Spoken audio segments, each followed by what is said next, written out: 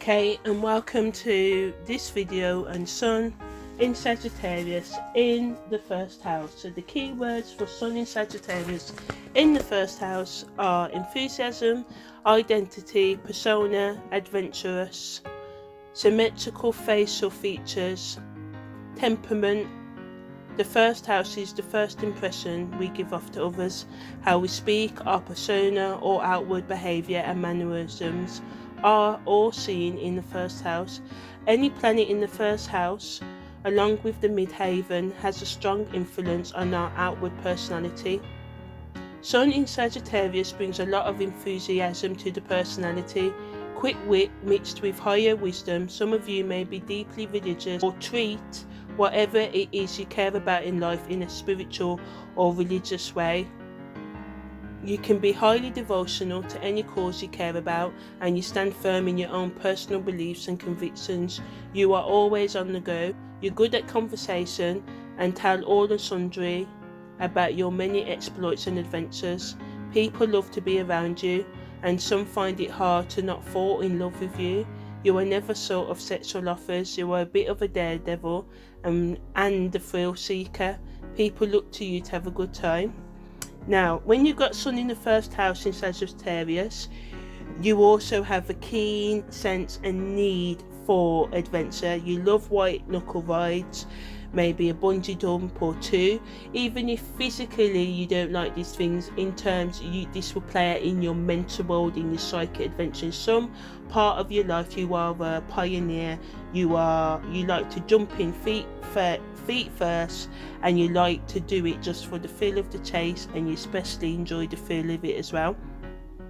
People trust you to tell them the truth and show them the positive of even the most nightmarish of situations. You are like a sunshine on a rainy day to many people, and your get up and go attitude draws positive vibes and adventures to you.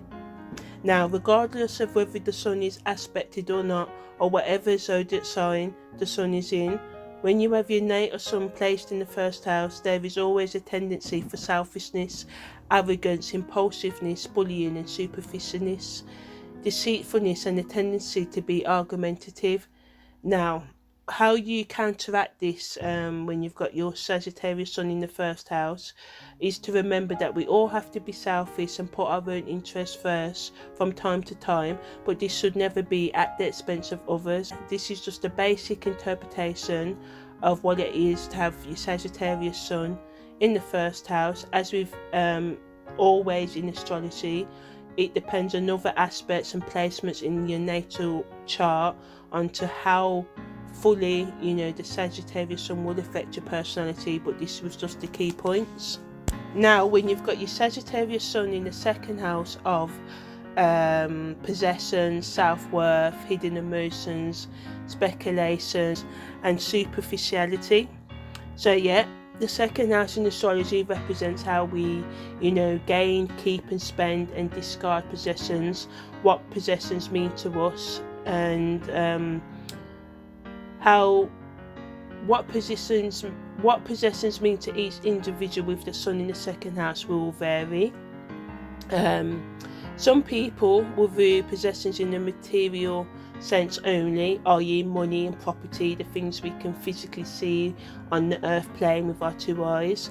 To others, possessions could include also people, pets, their mind, or on the spiritual level their soul, or their their higher consciousness and stuff. The second house governs a person's inner feelings, especially in their intimate relationships. So your self-worth, your esteem, how you view yourself, your confidence, how you drive yourself in life, how you place meaning on the things that matter to you the most. So on the positive side, when you have Sun in Sagittarius in the second house, you can give freely of your possessions, and this could be giving freely of your money or your ideas, your time or any other resources you have. You have to be careful not to give the things you need for your own survival away, because if you give the things that you need for your own survival away, then this will mess with your own sense of, worth, your esteem, and then you may fall prey to, depression, anxiety and stuff. So you have to make sure that you keep your generosity as a constructive cornerstone to your personality rather than a destructive one. Make sure you give to yourself, support others, but don't make them treat you bad or use you, anything like that. You like to accumulate wealth, as you like to share it with people, and if you are seen gathering large stockpiles of money, it is to help other people. When you have your sun in Sagittarius in the second house, you like to also take a risk with money, and sometimes you do lose, but even if you do lose, you don't let your losses phase you, and it's your perseverance, your innate perseverance, that stubbornness that comes from Taurus, which is the natural ruler of the second house, which will get you through your hard times. Your lust for speculation brings you great luck and material comfort. Your most lucrative money-making ideas will come from diplomacy, maybe motivational speaking, teaching, travel blogging, writing about your adventures, your opinions and cultures, religion and spirituality.